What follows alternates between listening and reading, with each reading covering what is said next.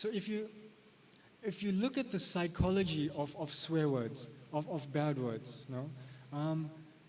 it's associated, now generally, it's associated with excrement from the body, Like, we'll look at different words, Like, if you say bloody hell, a snot-nosed kid, if you ever called somebody a stool head, you know what a stool head is?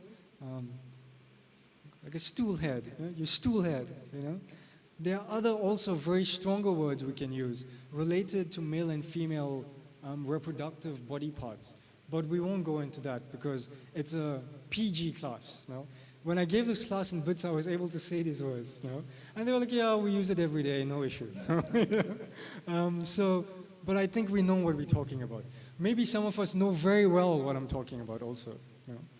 So if you look at these words, they relate to excreta from the body or other parts of the body which these substances emanate from, right? So like stool, you can call somebody a defecation hole, like that. Because see, these substances which are expelled from the body, they're associated with dirt, unclean, contamination. It's that means by which the body uses it. The orifices are used to take out toxins from the bodies, pathogens, bacteria, Like when you eat something, I mean, a byproduct is stool. It's a waste of the body, Nobody here eats so that they can pass stool, It doesn't make sense, But these are negative things of the body which are important, but they're dirty things, they're lower things.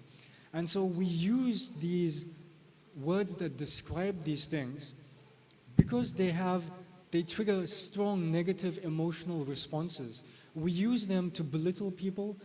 We use them as weapons, like throwing stool on somebody. So we use them to embarrass other people. We use them as a vent for repressed emotions.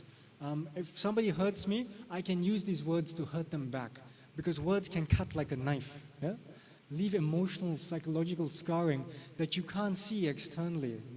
Just because nobody ties a bandage over your head when you're scarred emotionally doesn't mean your pain is not real, doesn't mean it's not tangible, doesn't mean you don't have internal scarring. So these words like stool head, we can use it as a weapon. Associated with disease, with impurity, with imperfections. I'll give another example.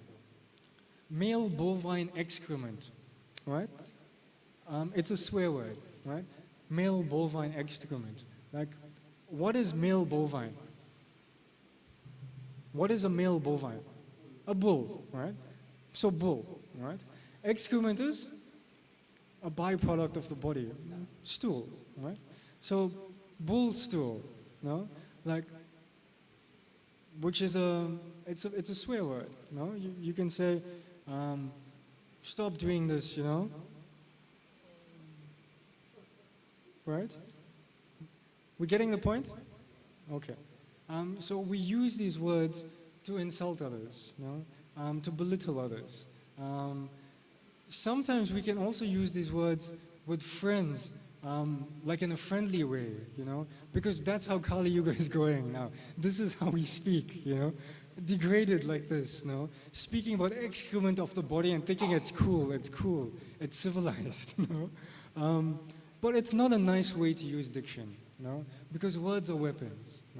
Also, it's a reflection of our mind, that if this is the way we express our emotions and feelings and deal with other human beings or stressing situations, then this is the quality of our internal reflection, which is finding manifestation through words, which is interesting. And then there's the F-bomb, which I'm not going to speak about in this class because there's a PG rating on that. That we'll speak about another time when the kids are not around.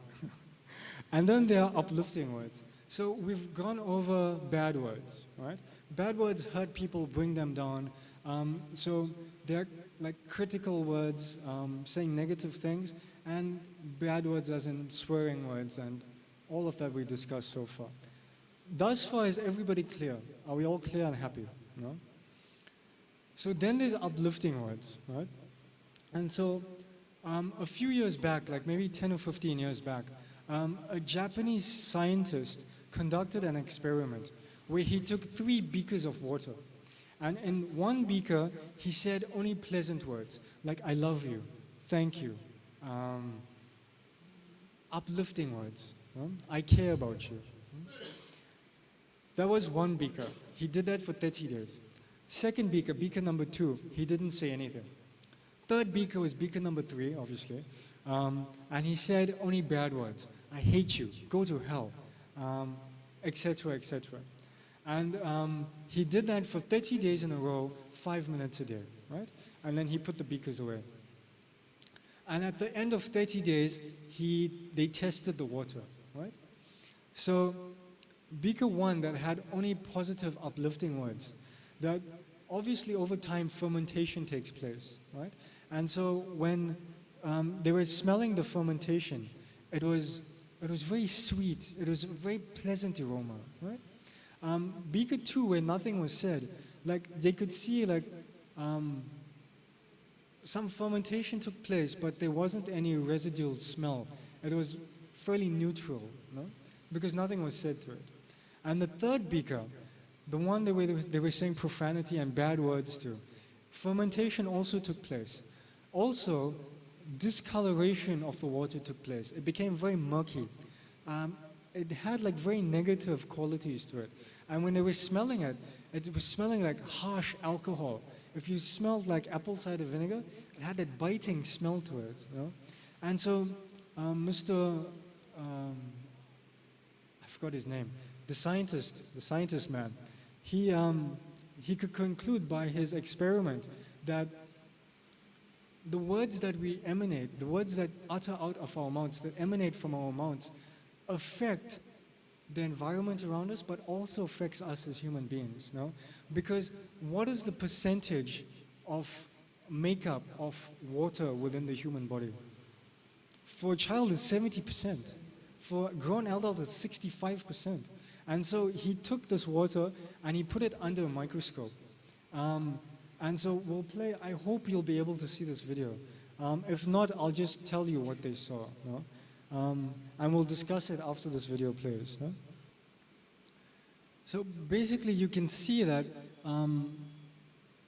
when different words were said, it caused a different molecular structural change to the actual molecule of the water. You know? When prayers and love and appreciation was shown, it shows great symmetry, very beautiful designs were created. But look at what happened when, like before prayer, or when you say negative things like you make me sick, it almost looks like cancerous, no?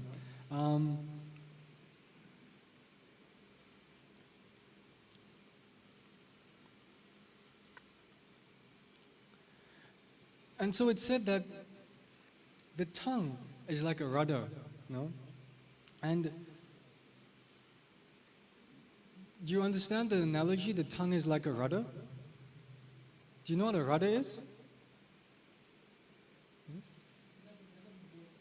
It's at the back of the boat, no? So, how important is the rudder in a ship? Very important. How big is the rudder in a ship? Tiny, comparatively, right? So this is the rudder, no? At the back of the ship, that little metal piece there in the back is the rudder of the ship, right? Now, if you look at the size of the rudder, is it very big? It's not big at all. But what an important role the rudder has, no? So similarly, the tongue is like a rudder of the body, no? And the body is a vehicle, no? It's like a ship in one sense, it's a vessel. And so, this little piece of flesh, no? The rudder is used when you turn the wheel of the ship, that little piece in the back steers the ship. So when the rudder is out of control, the ship is out of control. It can hit an iceberg, it can crash, it can go around in circles, no? So the tongue is like that, no?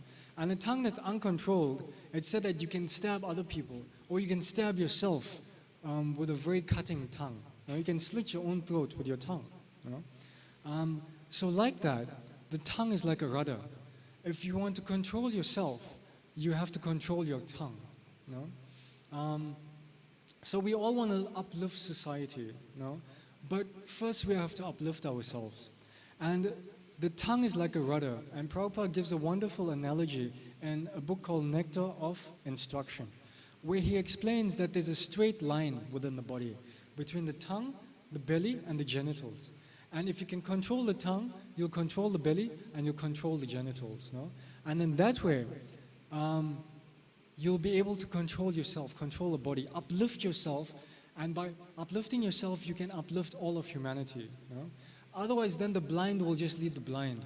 The uncontrolled will try to control the uncontrollable, no? And so like that, the next logical question is how to control the tongue. No? So, this is the secret to spirituality, is that, see, the tongue is a material thing, but when you reverberate, when you use the tongue, or when you vibrate the tongue in relation to spiritual sound vibration, then that which is material becomes spiritualized. For example, after this class, we will eat not food, but prasad.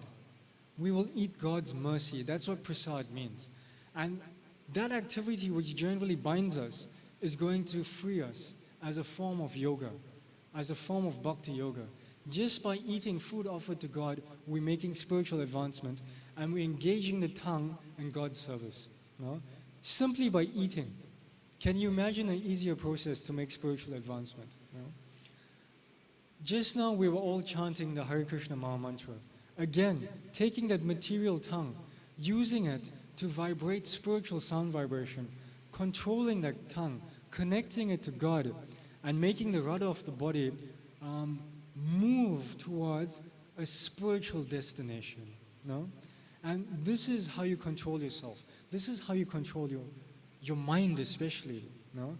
Arjuna explains in Bhagavad Gita that the mind, he says it's easier to control the wind, Krishna, than to control the mind. And this is mind control. You control the tongue by engaging it in spiritual activities, by what we're doing here today. You know? And you'll notice, whenever you don't engage the tongue in spiritual activity, first day it's okay, second day not so okay, third day then you really start feeling how the material energy is taking control of you, you know, starting to rape and seep into your consciousness, and slowly, slowly taking you away from your higher self and bringing you down to your lower self, from the monsters that are rattling the cages of the heart and wanting to come out. And mantra not only locks the cage, but it destroys the monster. It revolutionizes the monster from a monster to an angel. No? But without this, without controlling the tongue, even if we're trying to keep the cage shut, it'll break open, no? And we're defenseless, we're helpless. And the monsters of lust and hate and greed, animosity, selfishness, jealousy, they'll take over us. No? So this is what we're going to focus today, how to control the tongue. No? And one way to control the tongue is, and the best way, is mantra. No?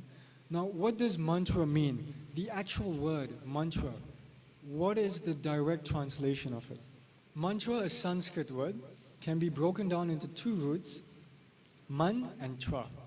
Man meaning mind, tra derived from the root Sanskrit word trayate, which literally means man, mind, trayate, liberation, emancipation, freedom, the mind's freedom. No? This is what mantra affords you. No? So, we're going to look at various benefits of mantra meditation. But before we look at that, before we look at the side benefits, I want to tell you the main reason of mantra meditation, the goal of mantra meditation. No? And the goal is?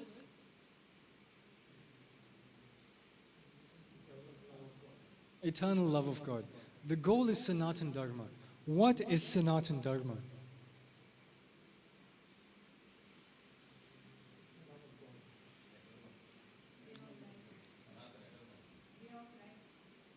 A way of life. but a way of spiritual life. It is who we really are. Eternal love of God, no? Sanatan, eternal. Dharma means?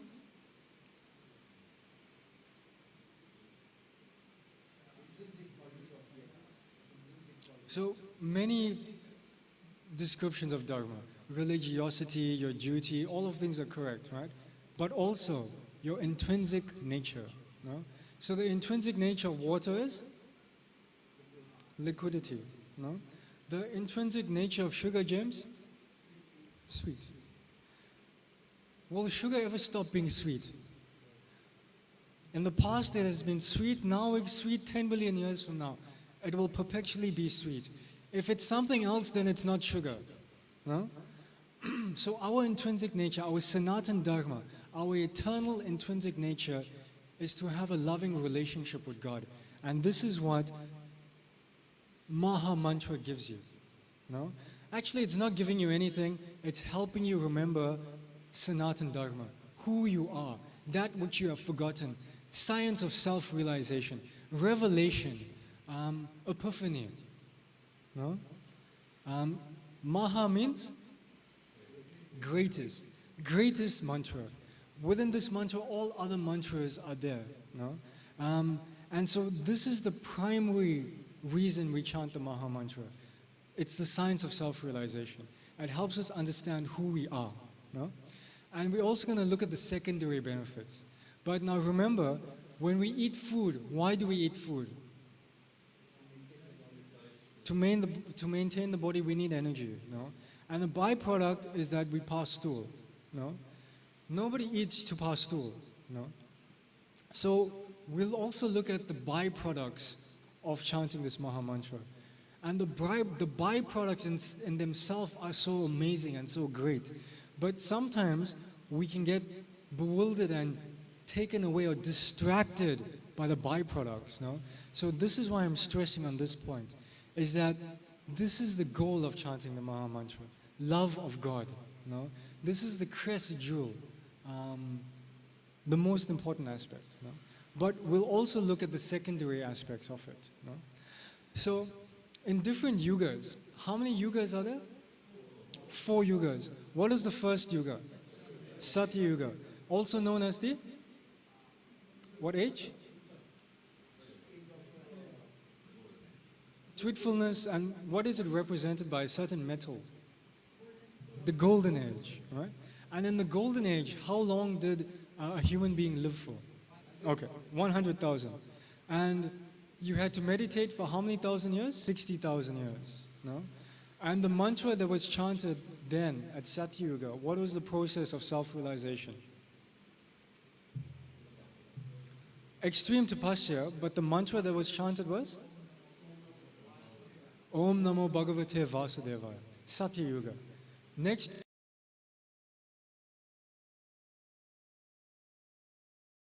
Next yuga, method of self-realization, which has spilled over a little bit to this yuga also. Look at ISKCON, look at other, especially in South India I noticed.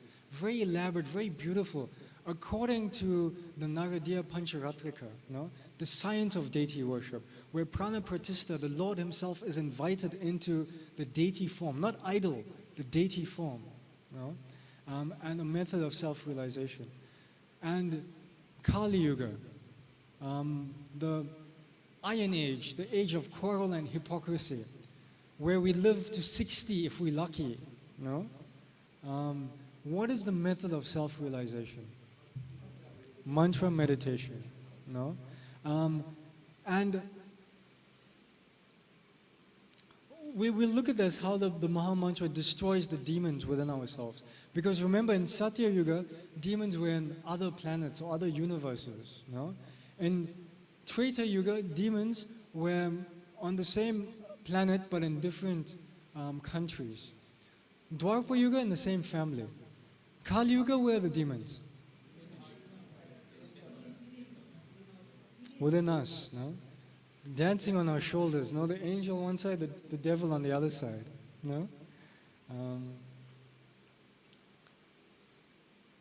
And so we're going to look at how the Maha Mantra, secondary thing, remember, Secondary, how it destroys your karma, how it destroys the demons within the heart, how it takes you above the modes of material nature. No?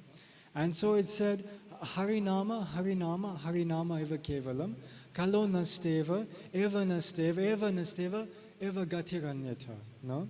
That for deliverance in Kali Yuga, there is no other way, there is no other way, there is no other way except the chanting of the holy names. No? And when something is repeated once in the Vedas, we take it seriously. When it's repeated twice, there are no mistakes in the Veda. It's understood that this is pretty serious.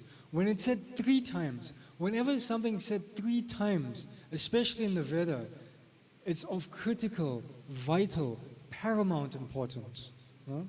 Pivotal to our existence. And so this is why it's so important. It's not some grammatical error. And we'll look at why, no? Especially in Kali Yuga, because all other mantras are invested in this Maha Mantra. No? And this is this beautiful Maha Mantra. No?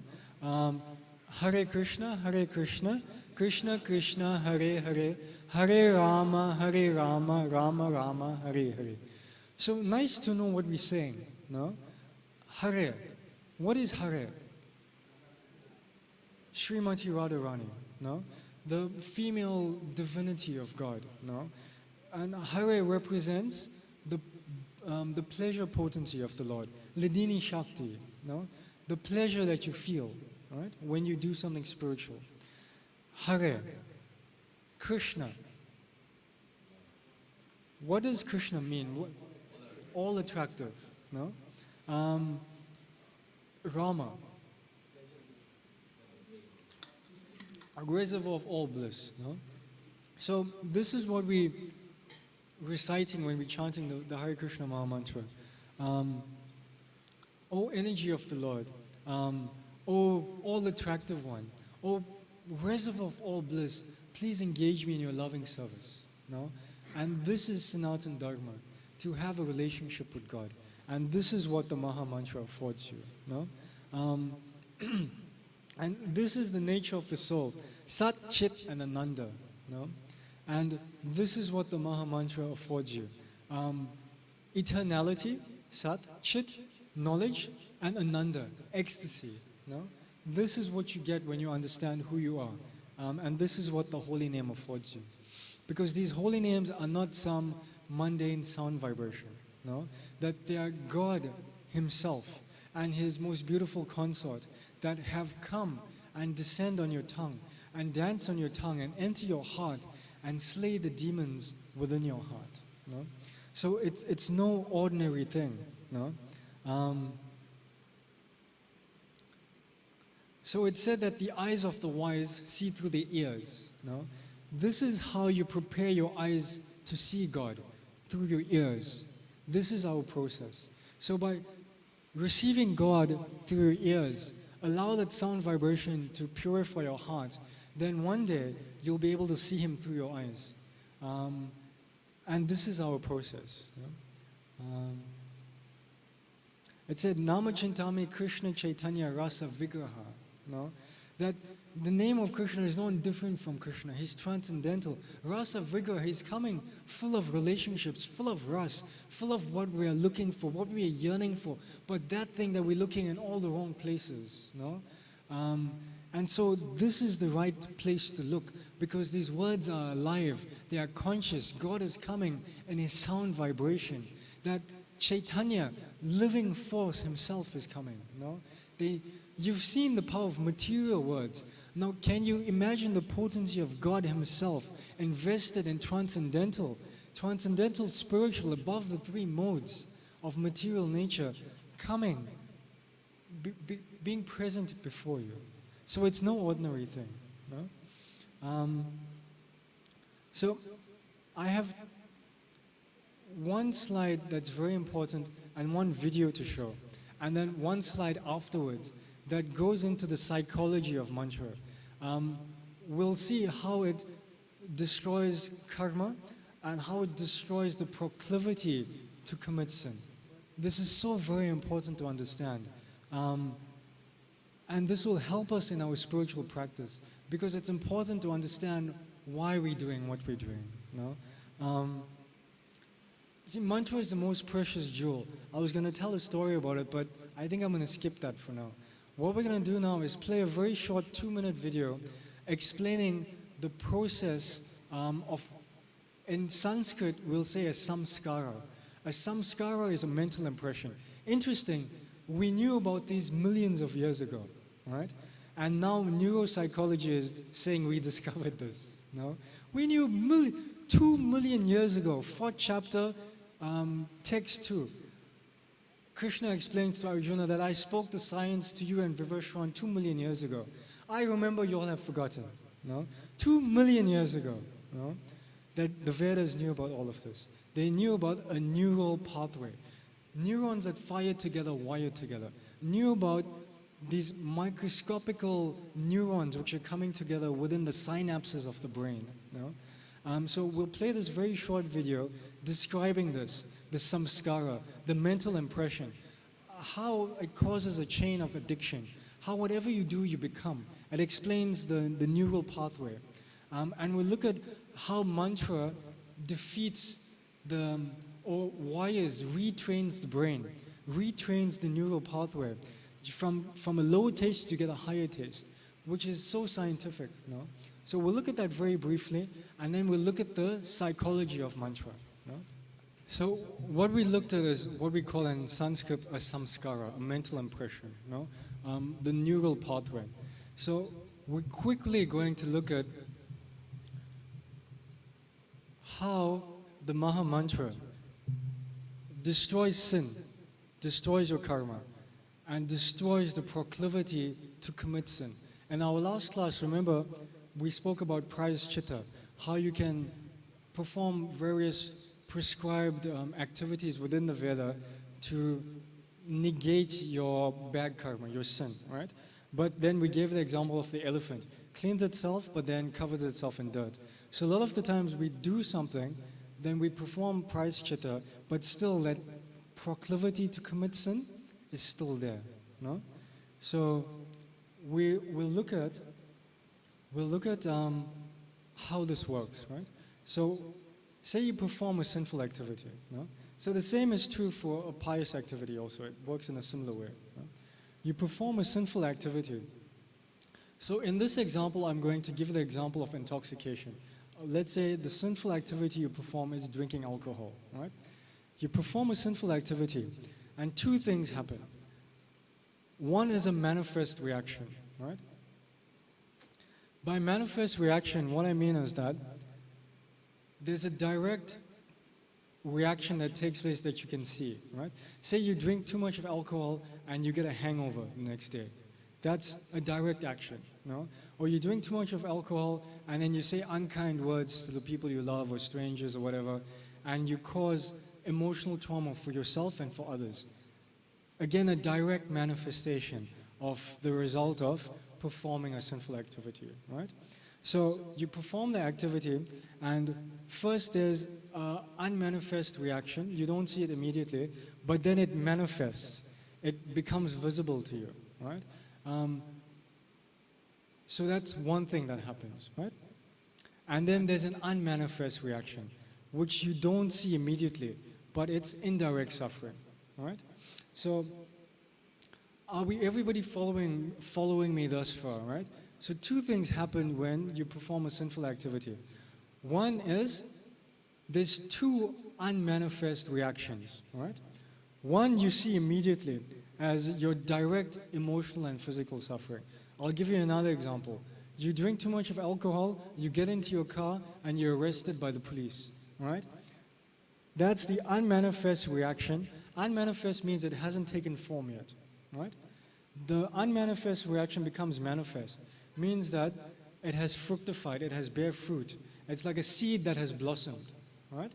So drinking, unmanifest, has manifested into the hangover, has manifested into being in jail, has manifested in so many ways. You know? And then the second thing that happens is there's an indirect suffering that you don't see. Okay? So we understand the first part, right? Everybody with me? Two things happen. One, we see, one we don't see, right? So now we're going to look at that which we don't see, right? Sinful activity, drinking.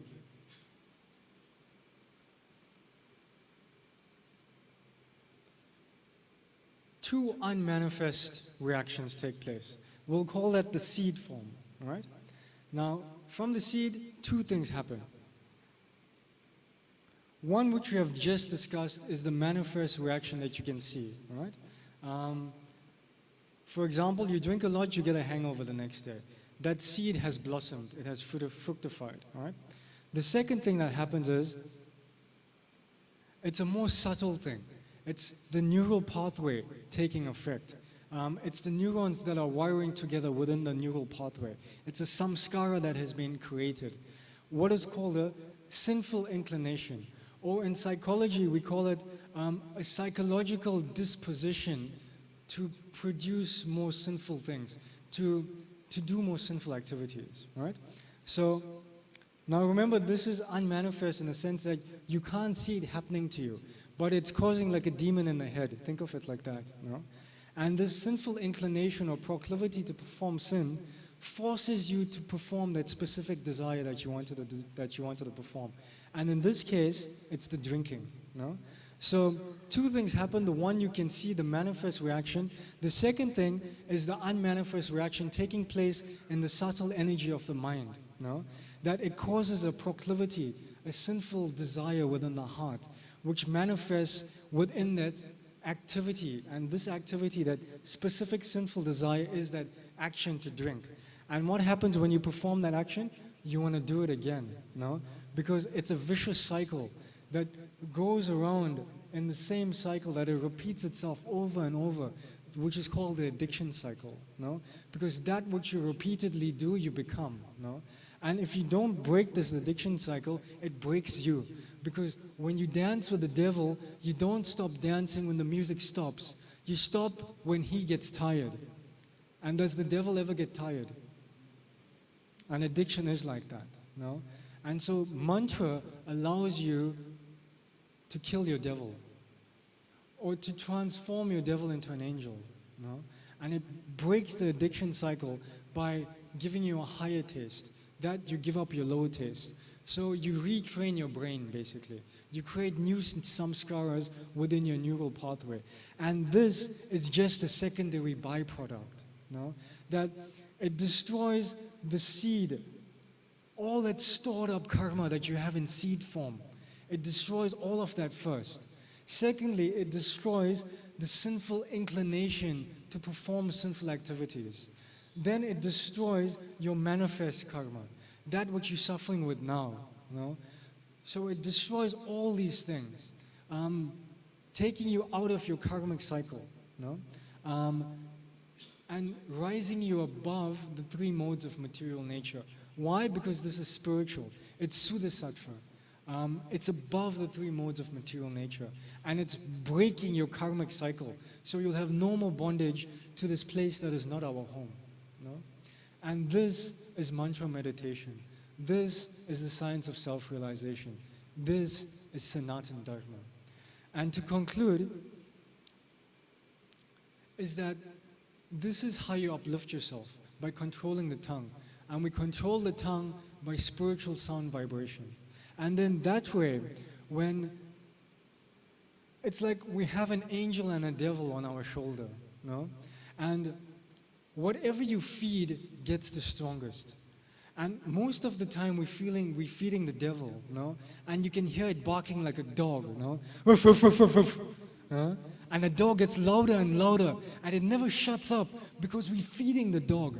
And the more you feed that devilish dog, the stronger it gets. And then it drowns out your angel. But understand, when you feed the angel the Maha Mantra, then you arm your angel with a shotgun, no? Then you can destroy your devil, no? And then it allows you to go from terrestrial to celestial, no? From earthly to otherworldly, no? To understand who you really are. Because you're not this body. And you're not the accumulated karma that's coming to you, no? Because this process, it doesn't kill your demon, but it changes lust to love, selfishness into selflessness. And this is the nature of love. It is to give, and it is to realize who you truly are. And this is this beautiful Hare Krishna Maha Mantra, which descends from the spiritual realm. And the Lord themselves, the energy and energetic, in their personal, loving, divine form, have come to dance on your tongue and in your heart and destroy the monsters and demons within ourselves and create a spiritual revolution and a revolution of mind and consciousness. And this way, our tongue reverberates the spiritual sound vibrations, because the sound of the universe is a song. It's a love song. And this way, we dance to God's spiritual song. We dance to God, who is a DJ. We dance to His bhakti beat. And we are invited to our eternal home, which is an eternal, perpetual party. And the Maha Mantra is our invitation. So this is what I humbly request for all of us to do today, is a practical exhibition of spirituality. So very quickly, is anybody going to be chanting the Maha Mantra for the first time? Please raise your hand. Okay, welcome. Wonderful. So simple, 3 names, 16 words, 32 syllables, right?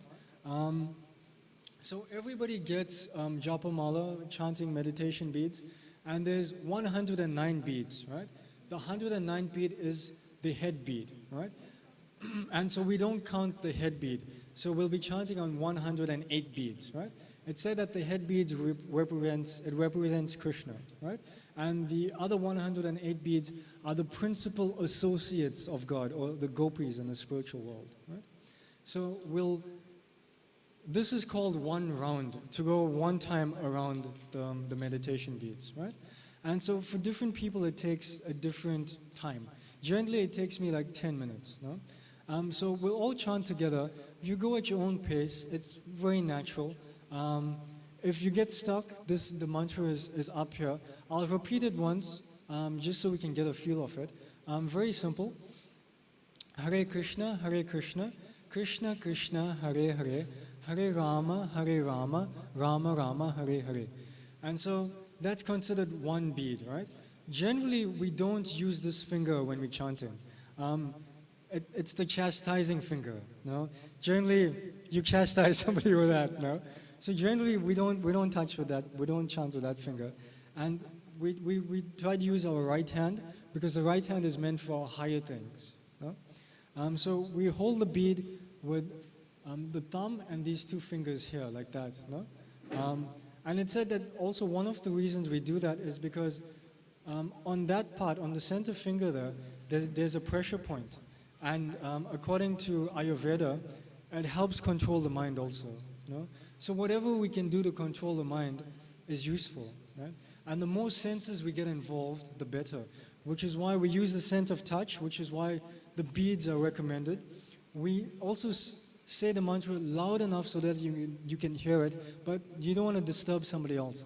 So also the tongue is vibrating, but then you're also hearing, right? So more senses are getting involved. And when you're hearing of God, obviously immediately you start to think of Him. No? So as you chant one mantra, then you go to the next beat. So Hare Krishna, Krishna Krishna, Hare Hare, Hare Rama, Rama Rama, Hare Hare. Then you go to the next beat and repeat like that, okay? Everybody okay with that? And so if you feel like you've been sitting for too long, that's okay. You can get up, you can stand. If you want to pace in the back, you can walk about a little bit. And so we'll do this. Generally, it takes about 10 minutes. You go at your own pace, and then once we're done, then we're done. No? Okay? And then you can repeat every day. It's like taking a bath. No? You just don't do it once, and then I'm done for the year. I hope you're not doing that. So it's like taking a bath. You do it daily, or twice, or many times. No? So everybody following? Okay. So we'll begin, we'll chant together. You go at your own pace and enjoy it. Remember, God Himself is descending in His holy name, right? This is Krishna avatar in Kali Yuga. No? Generally, we use a bead bag. We put our beads in, you may see devotees having a bead bag. So you put the beads in the bead bag, and then you stick that chastising pointer finger out. And so you're holding it in the bead bag like that. Many reasons are there. Mostly because, see, the beads are very sacred. They're your connection with God. No? So that thing that is sacred you want to protect and keep safe from the world. No? So you can see my bead bag's a little dirty because otherwise my beads would be getting dirty like that. No? So many reasons are there. One of it is that it protects our beads. It's something very precious for us. No? It's our connection with God. No? So that's one of the reasons. No? So I'm going to stop talking now, and we're going to all chant together.